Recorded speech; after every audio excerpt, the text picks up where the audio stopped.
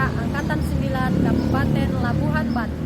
Pada kesempatan kali ini, saya akan mewawancarai kepala sekolah dalam menunaikan tugas demonstrasi kontekstual modul 3.1 terkait dengan pengambilan keputusan dengan mempertimbangkan nilai-nilai kebajikan sebagai seorang pemimpin. Selamat menyaksikan. Assalamualaikum warahmatullahi wabarakatuh, Bapak. Apa kabarnya hari ini, Pak? Alhamdulillah. Terima kasih ya, Pak, atas kelonggaran waktu Bapak hari ini yang sudah meluangkan waktunya untuk saya dapat bertemu. Dan tentunya, Pak, adapun maksud dan tujuan saya bertemu dengan Bapak hari ini, saya ingin belajar banyak dari Bapak. Maksudnya, Pak, saya ada tugas terkait dengan guru penggerak angkatan 9 dengan modul 3.1 demonstrasi kontekstual terkait dengan pengambilan keputusan berbasis nilai-nilai kebajikan, terutama Bapak sebagai kepala sekolah. Yang sama kita ketahui, Bapak Suprianto ini kan sudah lama menjalani tugas sebagai kepala sekolah. Tentunya Bapak mempunyai skill yang lebih banyak dan luar biasa terkait dengan kinerja Bapak sebagai kepala sekolah. Kira-kira, Pak, selama ini Bapak Suprianto pernah nggak sih, Pak, dihadapkan dengan dua hal yang mungkin dianggap sama-sama baik gitu, Pak? Itu sering ya, sering kita hadapi dua masalah ya. Ini kan kita katakan dua masalah. Satu masalah etika, masalah kedua masalah moral. Jadi tentu sama ini ya, sama ini. Nah, dalam sebuah katakanlah masalah, kita dihadapkan kadang-kadang dua pilihan ya,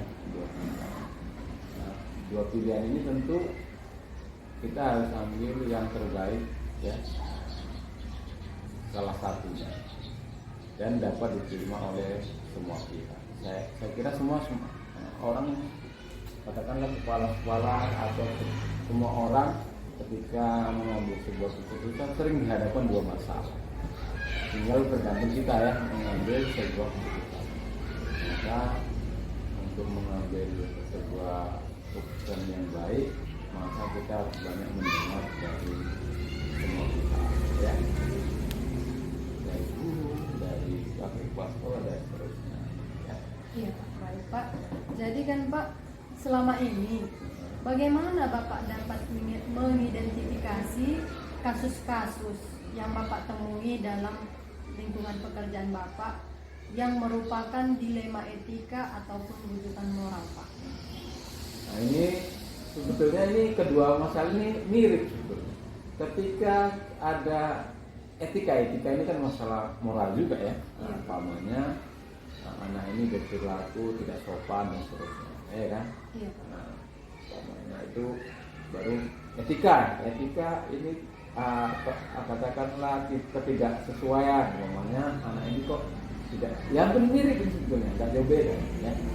Jadi tentu perlu kehati-hatian ya dalam mengambil sebuah keputusan, karena semua ini sama-sama baik ya, sama-sama kalau bisa sama-sama menguntungkan semua pihak dan dapat dilaksanakan ya.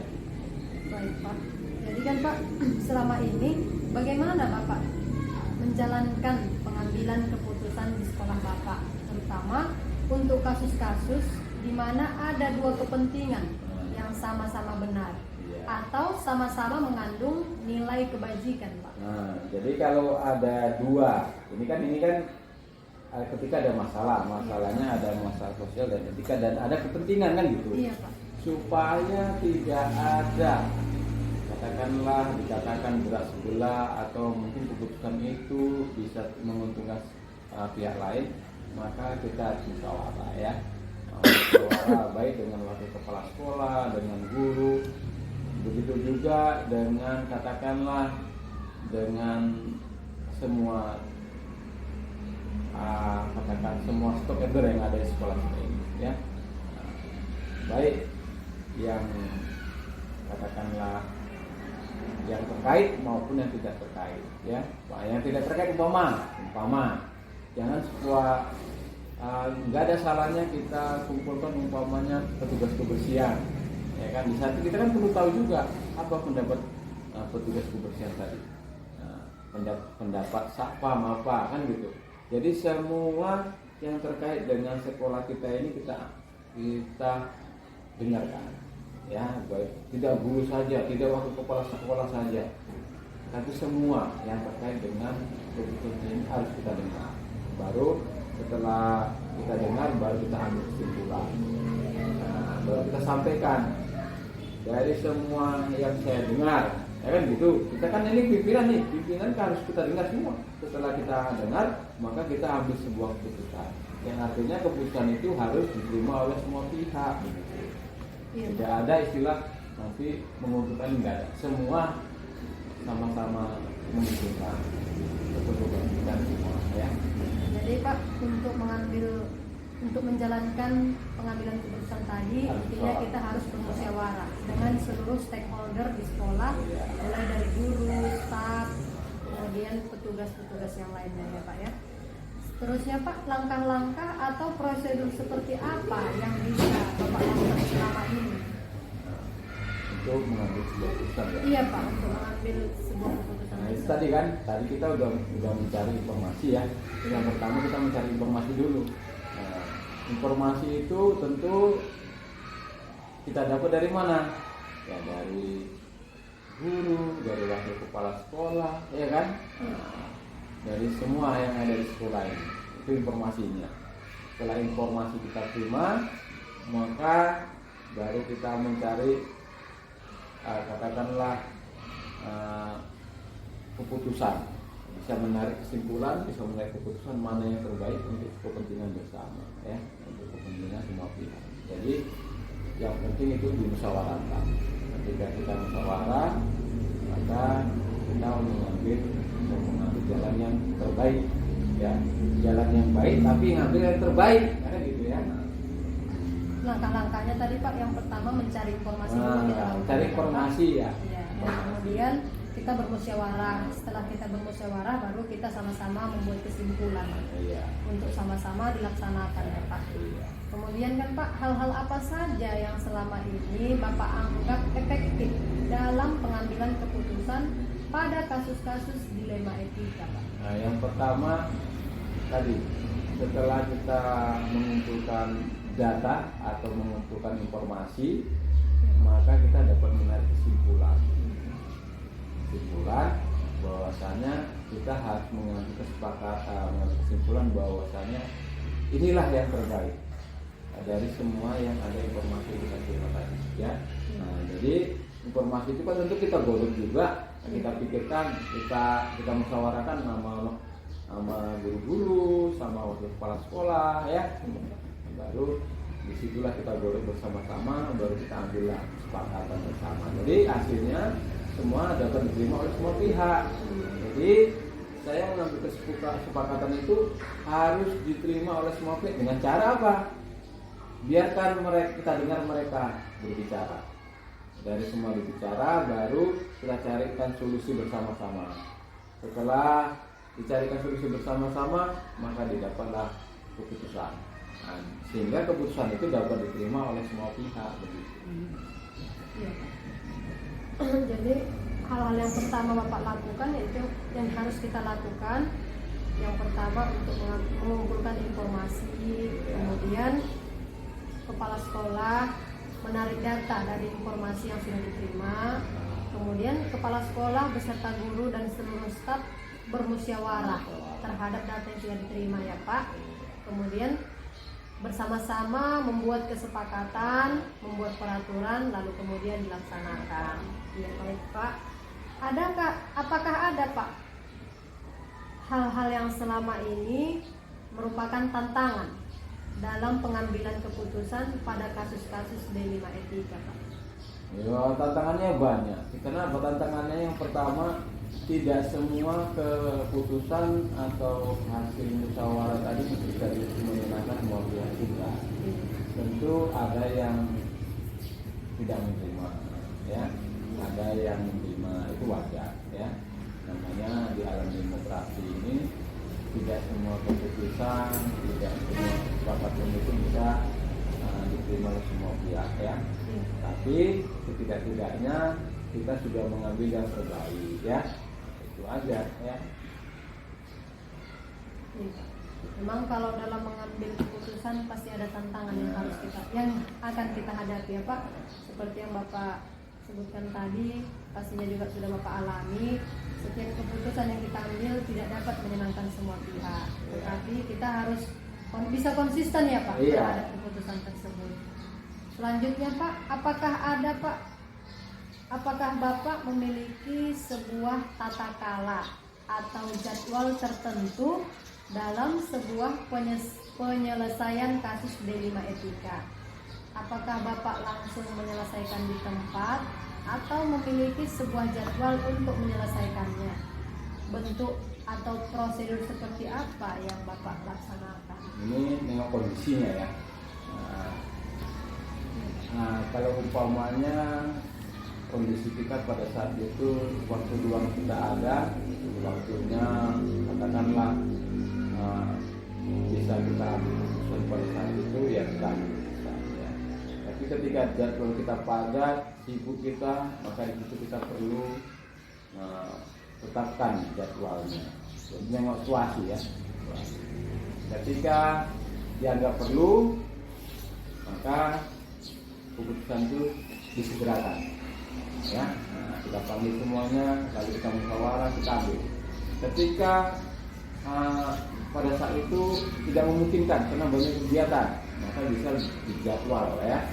Bikin jadwalnya kapan kita akan melaksanakan musyawarah untuk mengambil keputusan. Jadi dengan situasi ya. Fleksibel lah ya Pak ya. Tapi kalau yang kira-kira mendesak ya harus segera ya Pak. Ada keputusan yang harus memang diambil segera, ada yang tidak kan karena situasi. Karena keputusan ada yang bersifat urgent, yang harus penting kali, berarti Bapak harus menyelesaikannya secara cepat. Iya. Tapi kalau butuh pertimbangan, harus kita pikirkan dulu, maka Bapak melihat kondisi yang sesuai ya Pak. Kemudian Pak, adakah seseorang atau faktor-faktor apa yang selama ini mempermudah atau membantu Bapak dalam pengambilan keputusan pada kasus-kasus D5 itu? Nah, yang pertama yang membantu kita ya rekan-rekan kita ya, kepala sekolah, guru, ya kan? Nah, semua warga masyarakat yang ada di sekolah ini, ya. Jadi ketika mengambil keputusan, mereka ini termasuk keluarga yang penting. Nah, membantu saya dalam mengambil sebuah keputusan. Jadi tanpa mereka ya kita susah juga, karena semua guru, kepala sekolah mempunyai pengalaman yang berbeda-beda. Dari pengalaman-pengalaman yang berbeda-beda, inilah menjadi sebuah katakanlah keputusan yang bermanfaat, yang bisa katakan keputusan betul-betul bisa diterima oleh semua pihak dan dilaksanakan. Jadi pengalaman si A itu berbeda dengan pengalaman si B. Dari dua pengalaman ini tentu kan kita ambil yang terbaik ya. Jadi yang membantu adalah Pak Kepala Sekolah, guru, semua yang ada di sekolah kita ini. Ya. Artinya Bapak memang untuk kerjasama. Iya, untuk mengambil keputusan, Bapak melibatkan dan berkolaborasi dengan seluruh rekan-rekan kerja. Betul, berkolaborasi. Dengan wakil kepala sekolah, guru, dan seluruh staf ya Pak. Berarti Bapak memang menjalankan kolaborasi yang baik untuk kesuksesan dan kebaikan sekolah kita bersama. Ya. Pertanyaan terakhir ini Pak dari saya. Dari semua hal yang telah Bapak sampaikan tadi, pembelajaran apa yang dapat Bapak petik dari pengalaman Bapak mengambil keputusan dilema etika? Yang pertama, pengalamannya itu kita harus bisa menerima dan bisa juga mendengarkan saran, pendapat orang lain. Kita nggak boleh itu. Itu yang pertama. Jadi kita pimpinan itu jangan ego sendiri, nggak boleh ya. Kita harus dengar guru kita harus dengar wakil kepala sekolah kita harus dengar kemauan murid itu pun seperti apa, kan gitu kan. Jangan kemauan saya sendiri ya, nggak bisa. Jadi kita harus uh, mengambil sebuah keputusan harus menyerap informasi yang dapat diterima oleh semua pihak. Ya, kita dengarkan pendapat guru, kita dengarkan pendapat murid, kita dengarkan. Dari pendapat-pendapat tadi bisa kita tarik kesimpulan, kita tarik benang merahnya. Oh, saya harus mengambil semacam ini. Nah, sehingga keputusan itu memang betul-betul yang terbaik lah, ya. Ya Pak, intinya Pak, kesimpulan dari yang Bapak sampaikan tadi sebagai pemimpin, Bapak terutama pengalaman Bapak, kita harus mau mendengarkan masukan dari rekan-rekan kerja, masukan dari orang tua, murid, ya Pak, bahkan dari murid pun harus kita dengarkan apa keluhannya, apa masukannya ya Pak. Kemudian untuk mengambil keputusan kita harus bijaksana sebagai pemimpin. Seperti yang Bapak katakan tadi, kita harus bisa mengambil benang merahnya ya Pak. Apa sebenarnya inti dari permasalahannya, dan kemudian kita memikirkan apa keputusan yang tepat untuk hal tersebut. Dan terakhir yang paling berkesan untuk saya sebagai pemimpin, pastinya kita tidak boleh egois. Baik Pak, terima kasih banyak Pak untuk waktu dan ilmu yang sudah sangat banyak Bapak bagikan kepada saya. Saya mengucapkan terima kasih banyak ya Pak. Saya tidak bisa membalas kebaikan Bapak hari ini, hanya Tuhan lah yang bisa membalas kebaikan Bapak. Terima kasih banyak Pak. Semoga Bapak sehat selalu dan selalu dalam lindungan Allah Subhanahu wa taala. Assalamualaikum warahmatullahi wabarakatuh Pak. Waalaikumsalam.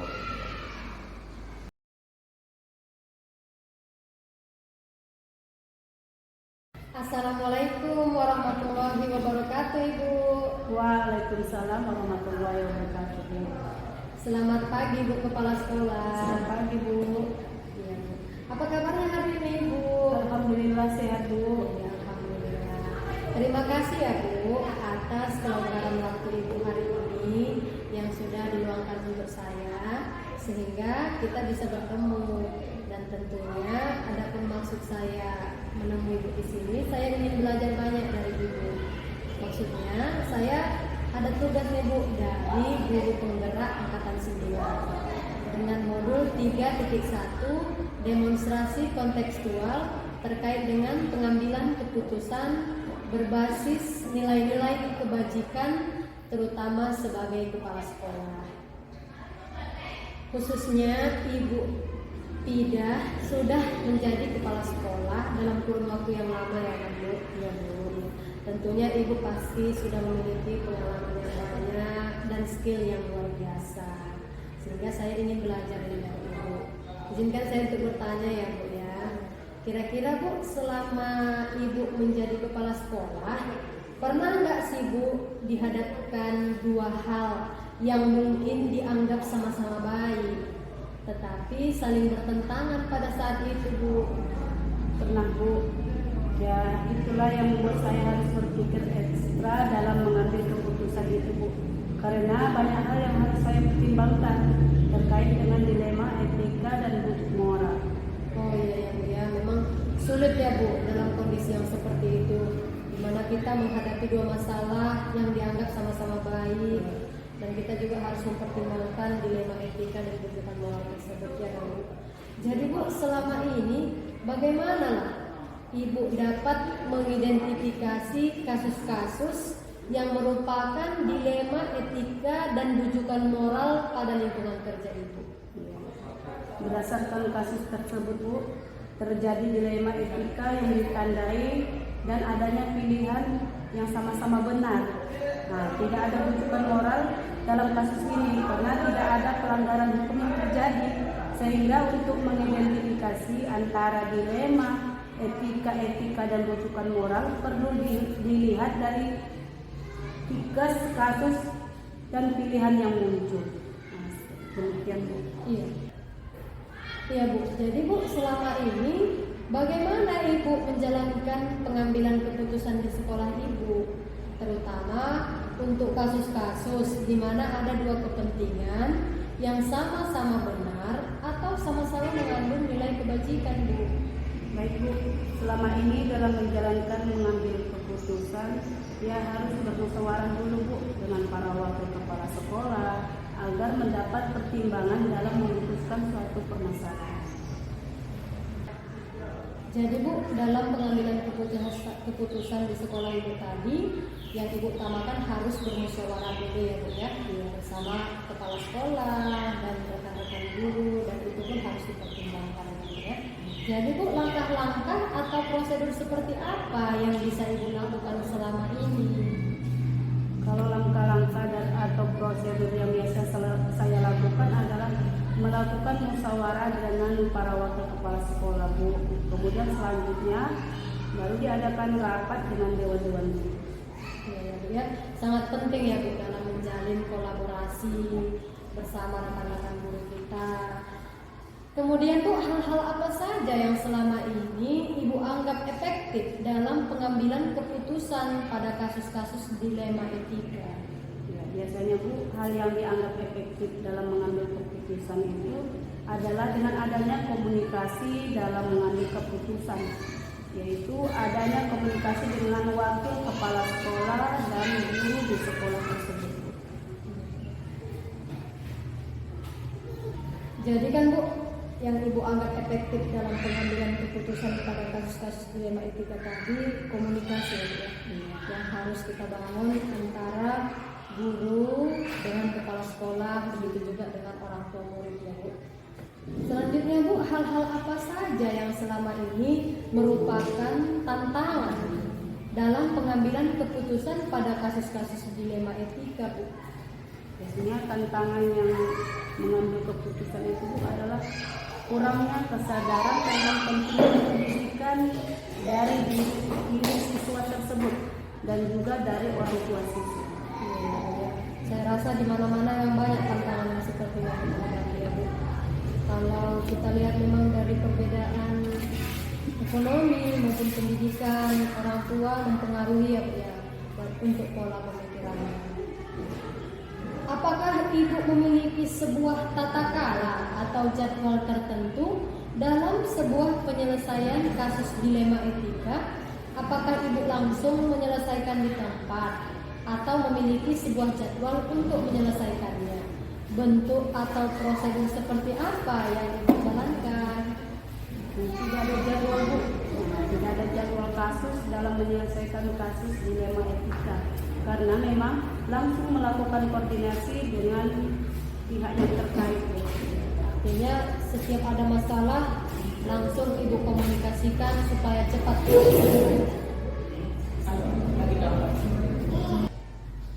Selanjutnya Bu, adakah seseorang atau faktor-faktor apa yang selama ini mempermudah atau membantu Ibu dalam pengambilan keputusan dalam kasus-kasus dilema etika? Para wakil kepala sekolah dan guru selama ini membantu dalam mengambil keputusan, yaitu keputusan dilema etika. Ya. Berarti memang di sekolah yang Ibu pimpin sangat menjalankan sistem kolaborasi ya Bu. Harus selalu bermusyawarah antara kepala sekolah dengan wakil kepala sekolah dengan guru juga ya Bu, supaya terciptanya suatu keputusan yang sama-sama kita buat dan bisa sama-sama kita jalankan gitu ya. Baik Ibu, untuk pertanyaan saya yang terakhir, dari semua hal yang telah Ibu sampaikan tadi, pembelajaran apa yang dapat Ibu petik dari pengalaman Ibu mengambil keputusan dilema etika? Pembelajaran yang dapat dipetik adalah perlunya memperhatikan budaya, yaitu baik di lingkungan sekolah maupun lingkungan lainnya untuk mengambil keputusan. Ya, jadi untuk mengambil keputusan intinya harus kita pertimbangkan ya Bu. Seperti yang Ibu katakan tadi bahwa sangat perlu untuk memperhatikan lingkungan sekolah.